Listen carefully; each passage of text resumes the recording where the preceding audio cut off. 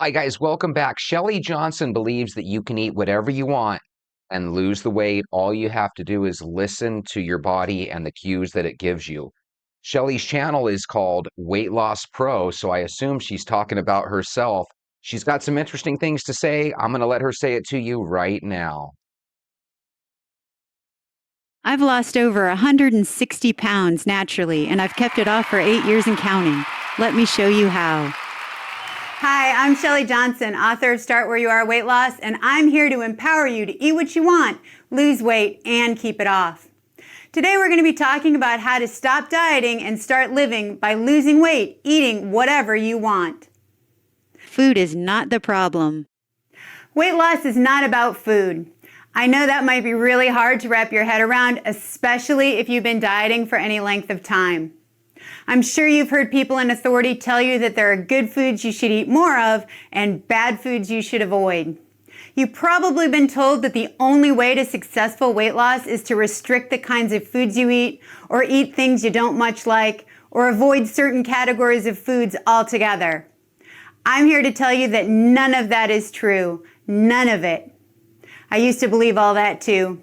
I spent over 20 years on the diet go-round, jumping from one diet to the next to the next. None of them ever worked long term. The reason why is because losing weight and keeping it off is not about the food. Instead, it's what you think about food and its role in your life. The only foods you need to avoid are the ones that you're allergic to. That's it. Everything else is available to you. All right, so let's summarize. You can eat anything in the world other than stuff you're allergic to. So quit being a wimp. Go grab the ice cream and a spoon, two spoons. The problem is what you think about food. If you're like me, you've probably given food some kind of emotional connotations in your life. Maybe you look to it to comfort you, or give you worth and value, or make you feel a certain way.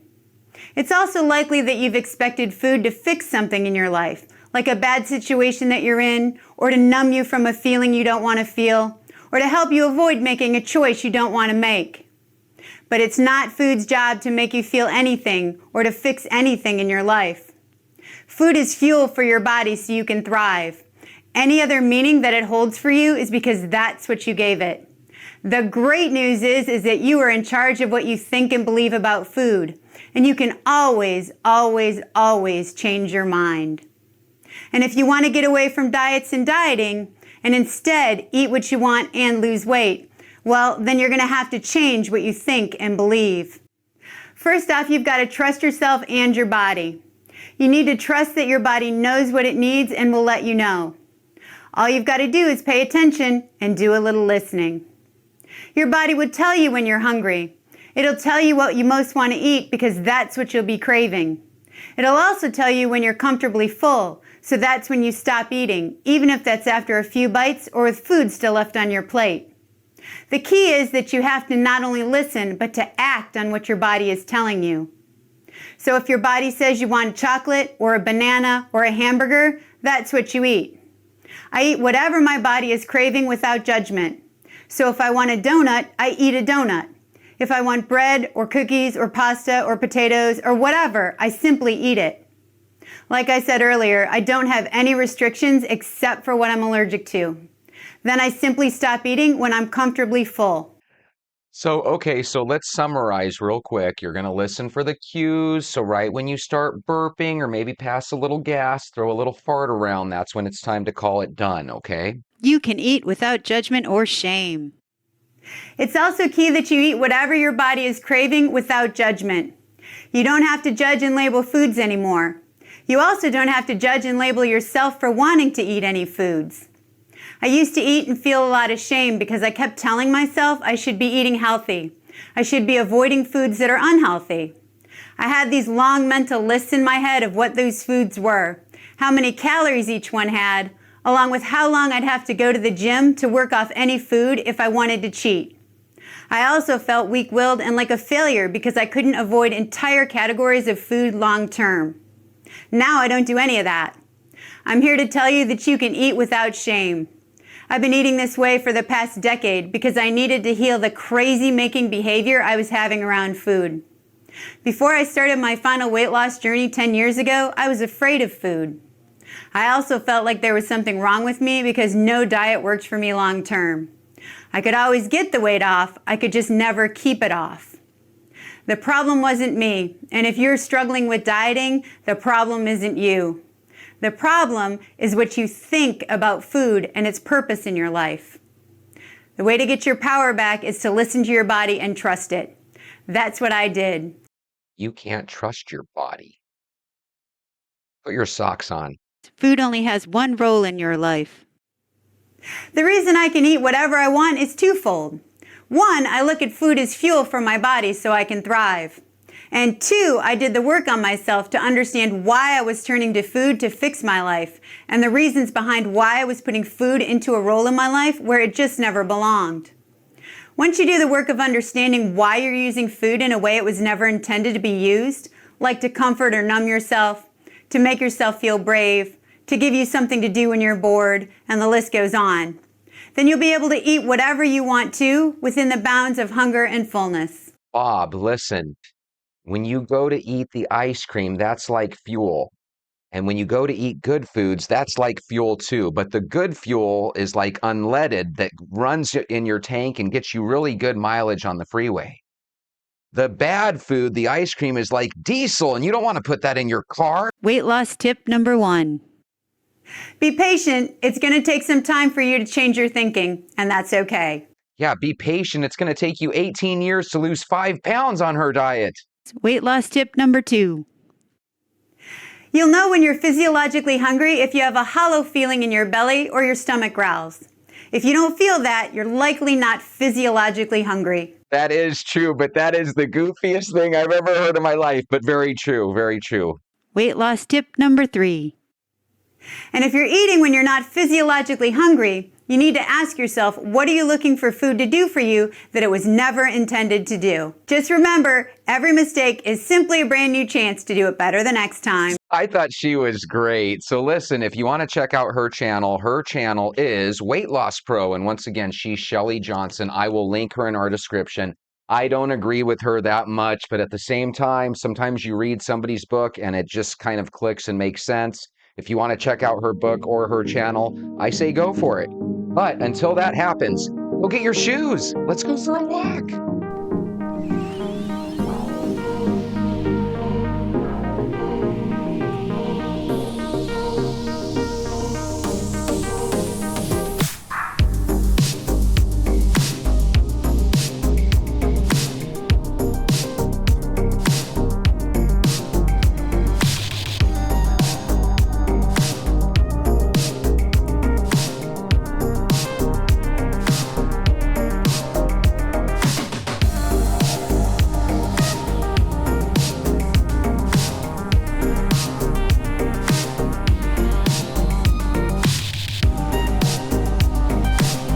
Good morning, Venters. How are you?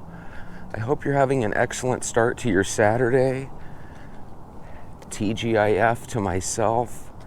Hey, I don't know if you guys noticed this, but I noticed this not in person, but on video about 2 or 3 days ago, that it looks like this family painted their little fence here baby blue color. It's a very, very unique looking blue. I feel like it's not quite baby blue, almost like a powder blue. Do you guys see that? So I thought that was kind of neat looking. I don't know if you guys noticed the change in color. I think it used to be gray. I might have to look at some old Walk Talk Vent videos just to remember. Isn't that crazy how you can walk by things constantly and sometimes not notice the changes, you know? Hey, I woke up this morning and one of the videos on YouTube really shocked me. Apparently there's this kid named Carlo Acutis, and I guess he died back in 2006. And I believe the Catholic Church is declaring him the patron saint of the internet because apparently a couple of miracles have been attributed to Carlo post-death. Apparently he died back in 2006 from leukemia. But apparently they pulled out his body from the grave, I guess X amount of years later, and he was incorrupt. And apparently he's had a couple of different miracles attributed to him after his death. And I guess he's going through sainthood today, which is interesting because apparently to become a saint, you have to have 2 miracles attributed to you. And apparently he's had a couple of miracles attributed to him. So I don't really know the whole story. I had never heard about it till today. He died in 06, which is interesting because I believe 06 is the first year that I got on the internet. Me and my wife at the time started watching ESPN and a couple of other channels on cable started showing a lot of poker. I don't know if you guys remember watching Chris Moneymaker and watching poker on TV back in the early 2000s, but I just remember it was super popular. Everybody and their mother was watching poker and starting to learn and play poker, right? And I remember back then, I really caught the bug, and I ended up going online and playing poker. So that's my memory of 2006. That was kind of the first year that as a family we went out and bought a computer and got an internet connection and started messing around with the internet. So golly, I'm going on 18 years of being online. But apparently this kid was online before me, and apparently he had a lot of love for his faith and a lot of love for Christ, and apparently he caught leukemia or was diagnosed with leukemia, and apparently he passed away. But apparently some neat things have happened since then, so I think that'll be my little assignment that I give myself this weekend, just to kind of check out what he did. If you're not a believer in the Catholic faith or whatever, you know, please don't leave any horrible comments or anything. It's just one of those things I found is interesting. I'm not trying to throw anything on anybody. I just find those stories fascinating. I don't know if you've ever read anything about or learned anything about any of the saints, but you know, they all have these miracles attributed to them during life and after death, and I just find it absolutely fascinating. They've actually pulled the graves of certain saints throughout the years, and sometimes their bodies are incorrupt, meaning they look as if they're sleeping, and I find that just crazily bizarre. You might have gone to a thrift store in your life called St. Vincent de Paul. St. Vincent de Paul is actually one of those incorruptible saints. So if you take a look at pictures of his body, he still looks like he's sleeping. People might say, what the heck is Jesse talking about? There are some graves of various people that have lived on this earth that when they exhume their grave up, like sometimes, you know, you have to move graves from one plot to another. Sometimes things happen and graves have to be taken out of the ground and moved. And every once in a while, they will open up the tomb or the casket of these people, and they haven't degraded. You know, if you or I pass away and they come pull up our grave 10 years later, you know, we're probably just a box of bones and hair, right? Could you imagine opening up a grave and you know, you look inside the casket of a person's grave and they're still there looking like they're sleeping? Gosh, whenever you hear stories about that, it's a little something else, you know? But, you know, I think if you believe in God, we all want to live in a world where there are miracles. Because whenever somebody's doing anything, take example our walks, we're all kind of hoping that we catch a little hope, you know?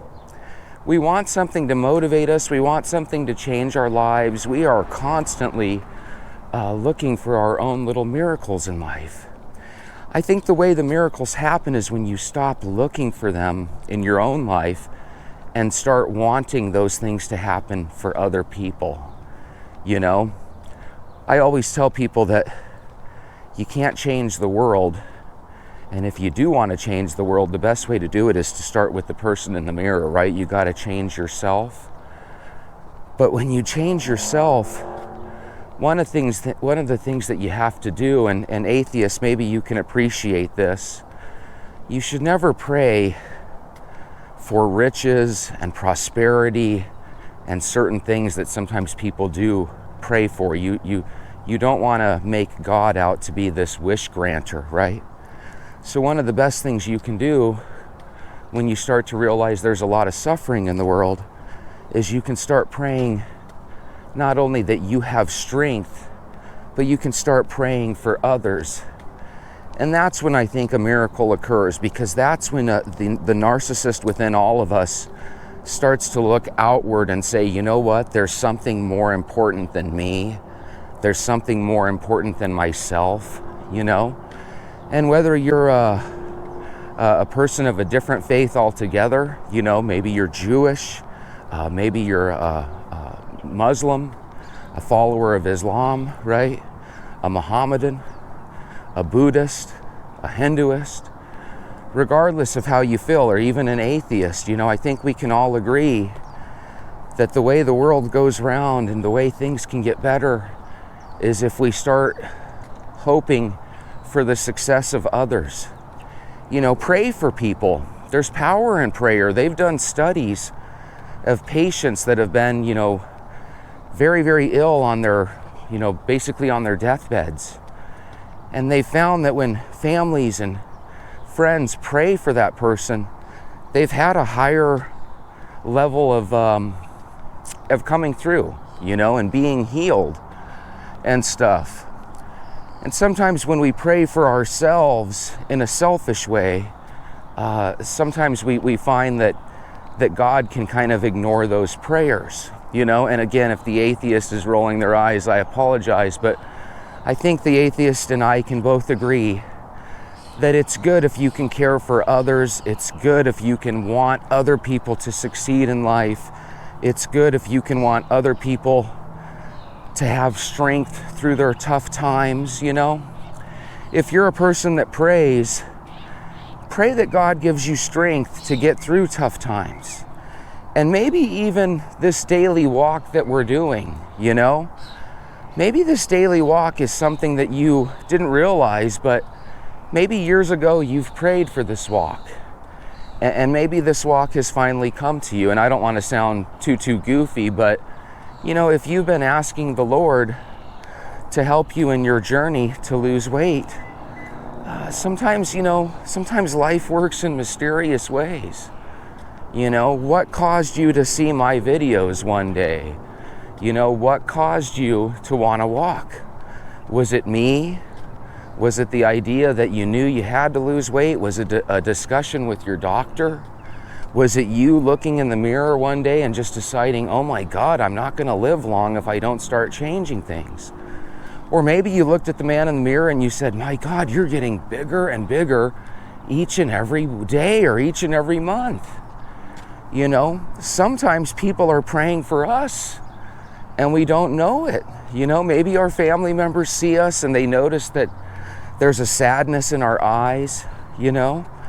I ask you guys, right now I'm asking you guys, you know, pray for me, because you know that I would like to be in my son's life, and sometimes you need the intercession of something on a little higher level to get things done.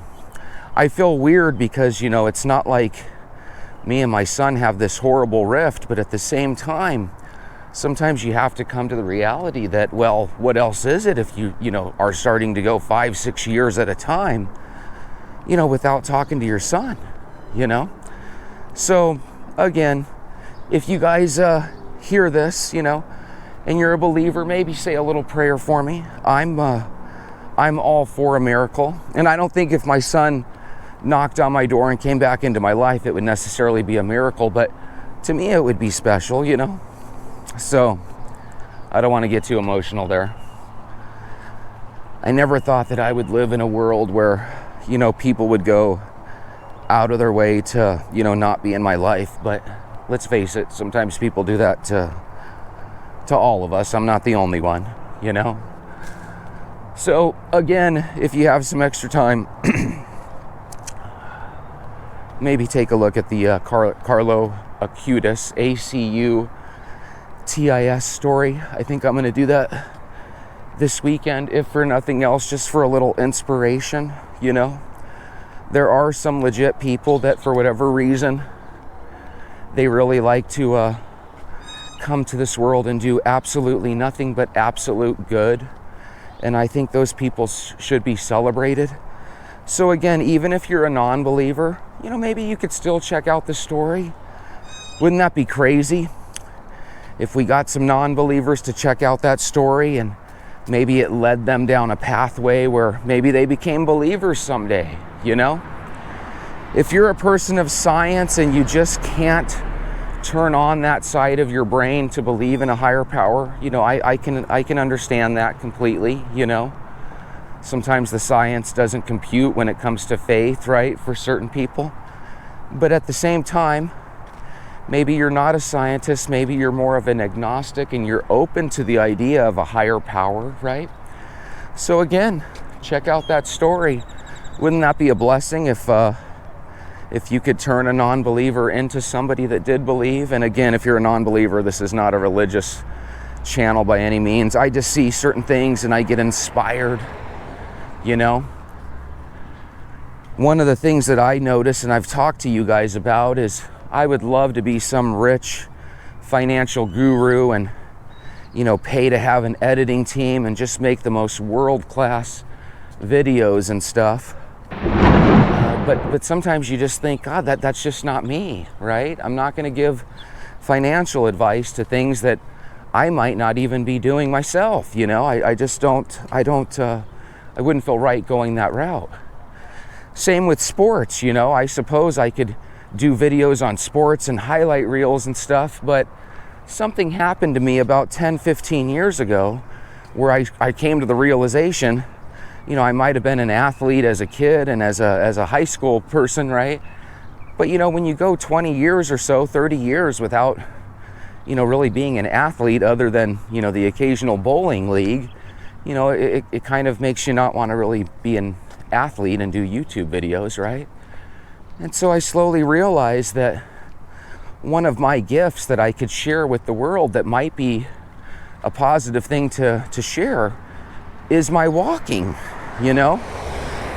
And all the figures of this world that we've ever heard about, we all had one thing in common. We've all been able to walk, because even when you hear about those figures from way back in history, right? Every one of us walked, you know? So I feel like by walking with you guys, I am doing something special, you know?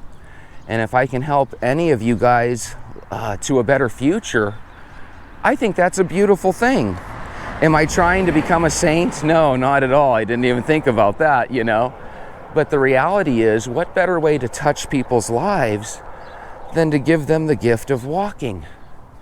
If any of you guys started walking with me, but prior to that never really walked, if you could, let me know in the comments, because that's kind of a special thing. Now, I have a feeling I won't get any comments on that, because I have a feeling you guys have all dabbled with walking before. But maybe you guys lost your way. You know, you walked for a couple days and called it quits, and maybe this is the longest that you've ever been motivated or ever had a walking streak that lasted this long, you know? I'm hoping and I'm praying that some of you guys will actually get to the point where you don't want to go with a future that doesn't have walking involved. And then I'll know I succeeded, not because I reached 400 subscribers, not because I reached 1,000 subscribers and 1 million hours of view time. Who cares about those things?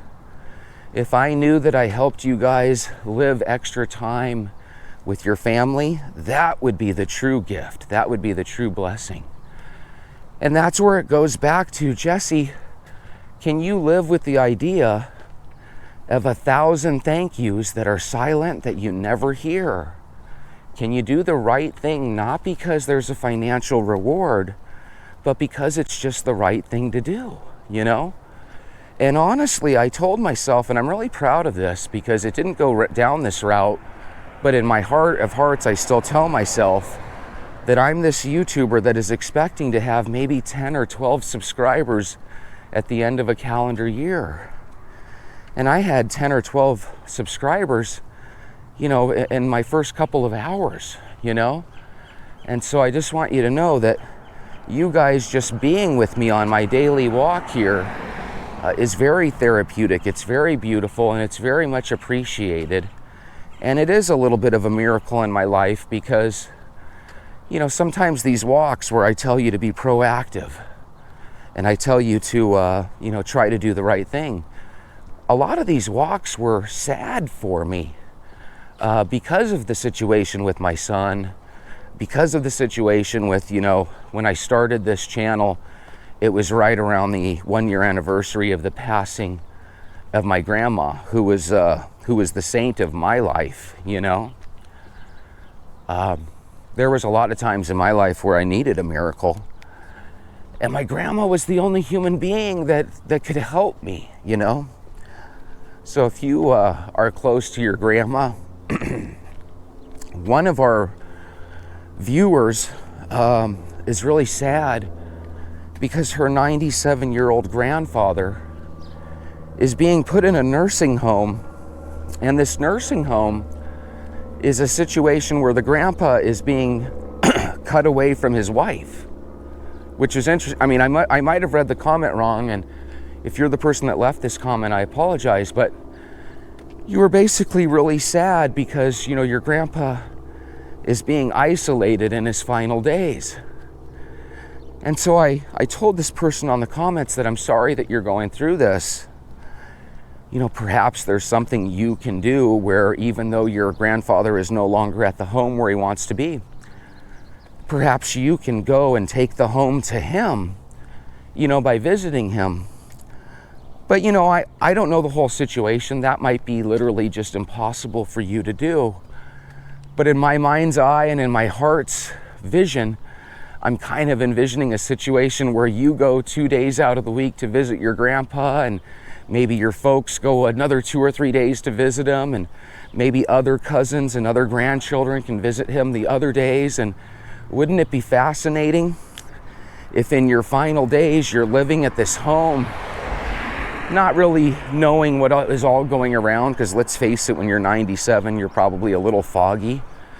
But just imagine every time you open up your eyes, you're in your little bed watching your TV, and you look to the right and left of you, and there's a family member, you know? So even though you can't be at home, the home can still be with you, you know? And I don't know if that brings you solace, because again, you know, maybe you're not really in a position where you can do that. But if you are in a position to do it, do it. I think that would be even one of those positions, you know, where you could validate taking some walks off, you know?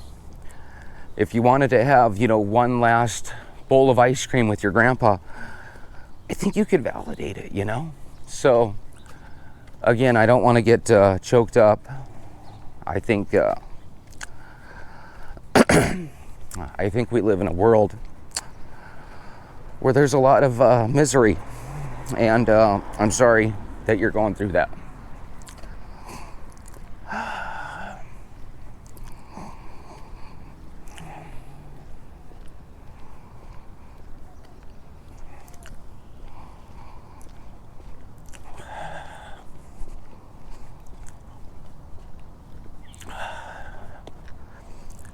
Getting a little emotional.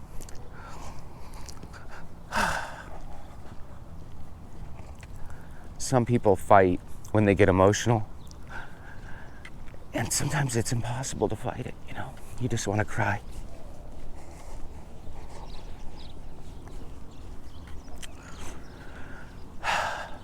So, in my thousands upon thousands of hours of walking and trying to think about certain things, and not everything I think about is sad. A lot of the things I think about are very funny or encouraging or inspirational.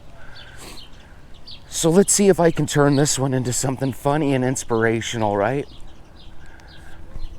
what if the atheists are wrong? I think the atheists would agree that when it comes to heaven and stuff like that, they would like to be wrong, right? If you die and your body goes into the soil and a tree grows over you, or do you guys remember that wonderful story where the red fern grows, where the two coonhounds die, and because the two dogs loved each other so much, a beautiful red fern grew above them, and that was supposed to be a Native American Indian symbol of eternal love, right? These dogs loved each other so much that when the one dog died, the other dog just pretty much died too.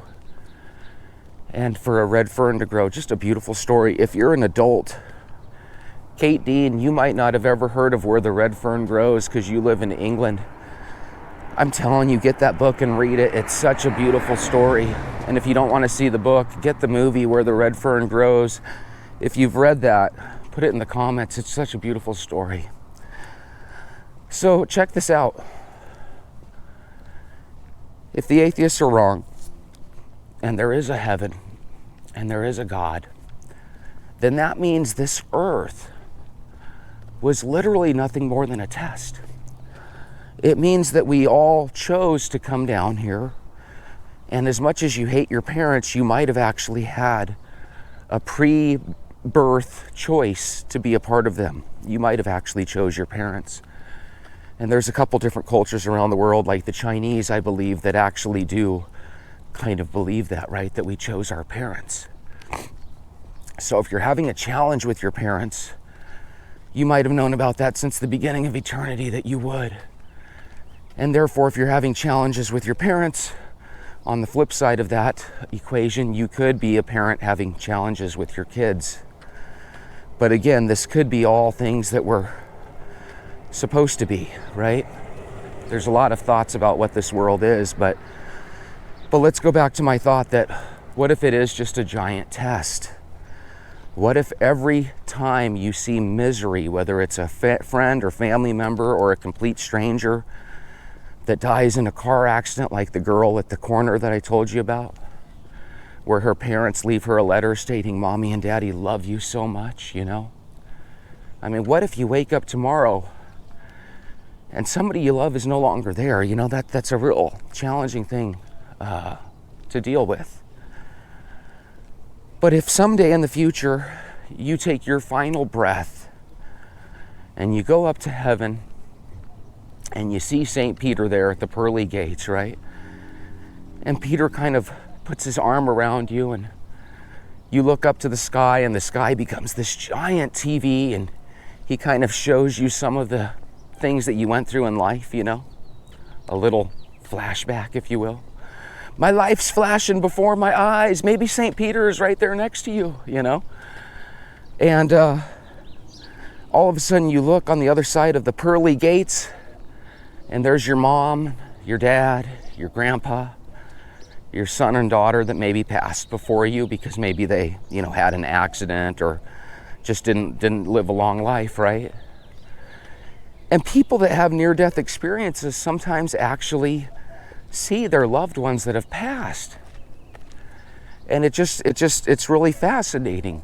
What if all of this suffering that we do in this life was literally just so we could experience suffering because we come from a different realm where things like pain and suffering just don't exist, you know? This could be just something we all choose to take part of, right? This grand old experiment. And it's weird because sometimes you hear that scientists are starting to think that this is a simulation.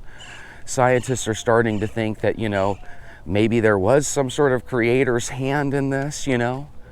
And a lot of times they don't know what to make of it, right? They don't want to all of a sudden, you know, become a person of faith or whatever, but there are some legit mysteries about why this blue dot in this ever-expanding universe, you know, why this blue dot has life on it while other water sources in this planetary system don't necessarily have life in them, you know? And I know that we can bust out the Drake equation and say, hey, mathematically speaking, we're pretty sure there's life out there, but that doesn't mean there's life out there, you know? Would it be special and unique if we found out that there was no other life out there, that we were the only life, you know? Some people say that that idea is terrifying, that we're all alone. But as long as I have you and you have me, we aren't all alone, you know? I don't need to know that there's 3,000 or 4,000 alien species out there on other planets to want to live my life. You know, I never thought about aliens and people on the other planets, you know, until I started watching Ancient Aliens, you know. But you want to know something?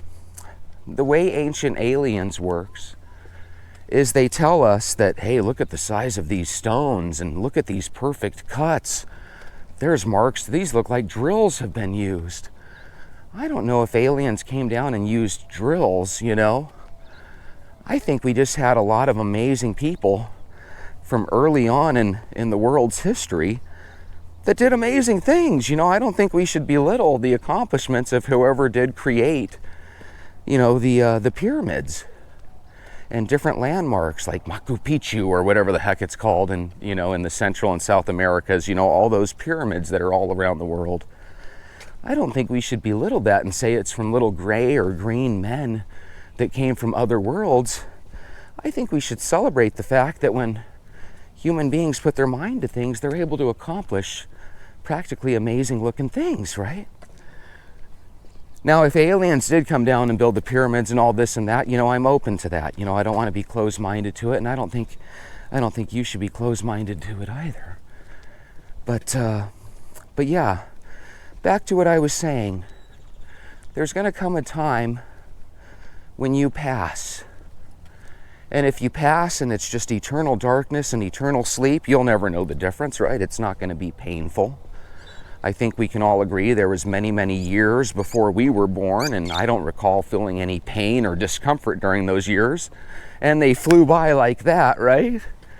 And all of a sudden in 1976, I'm here, you know? But wouldn't it be something if when you took your final breath, you literally opened your eyes, you were in a different world, or maybe you were up there, like I said, in a heavenly realm, and all of a sudden the family members and friends were there again? That's what I'm hoping life is. I'm hoping that it's like a big movie where at the end the credits roll. You know, you ever watch the movie at the very end and you see the credits roll and it's just this endless list of people that helped create and make and act in this movie? Wouldn't that be cool if that's what the world was? All those people, all those Dales and Karens that irritated you, when the credits rolled, it would say Dale and Karen, antagonist number 38 and 412, right? Because in life, there's a lot more than one single Karen or Dale that you have to deal with. And if Dale and Karen aren't that bad, maybe you see them in heaven too. Wouldn't that be cool? If Dale and Karen on this earth were maybe your antagonists, but for the rest of eternity, they were actually your closest of friends. Wouldn't that be crazy if every single person you ever see, the reason that no one's face looks special and unique? Have you ever noticed that? There's billions of people. No one's face looks special or unique to you. And you assume it's because we live in a world where we always see people, and it probably is, right? But what if it was a different reason? What if the real reason when you look at people's faces, nobody looks shockingly new to you, is because they're not? What if we are eternal and you actually know every single person and you've seen every single face already? Those are thoughts that go through my mind, because I don't limit myself to the idea that, you know, I've only been around since 1976 and one of these days I'm going to take my last breath and it's going to be an eternal darkness that I don't even notice because I'm no longer alive to notice the darkness. I don't look at it like that. If you do, I don't have anything against you. I don't think there's anything wrong if you believe that, because that's what it looks like on face value. But man, have you ever seen videos on near-death experiences? A lot of them say that We're actually just characters in a play. This is all a giant movie or a giant play. Is it the Truman Show, Jesse? I don't know, Bob. I don't know, but just the idea of not knowing is fascinating. Nobody really knows what happens when you pass. What if what happens when you pass is exactly what you want? What if you go into the ground and become a tree because that's what you want deep down? Because maybe that's how we have so many trees, right? Right? What if when you pass, you go on to this heavenly realm where you see all your friends and family and you live for eternity in complete bliss? Maybe that happens for the people that want that to happen. What if you come back and you're a different life form, like a butterfly or a dinosaur or this, that, and the other? Well, if you believe in reincarnation and that's something you want, what if it does happen? Just fascinating things. Anyway, I hope I didn't make anybody sad today. Sometimes a good cry is good for your soul. It shows that you do care about something more than just yourself, you know? Anyway, I wish you a beautiful, beautiful weekend. There's absolutely no reason to stop. Will you do me a favor? Will you consider doing a complete other 20-minute walk? Have a wonderful day. We'll talk soon.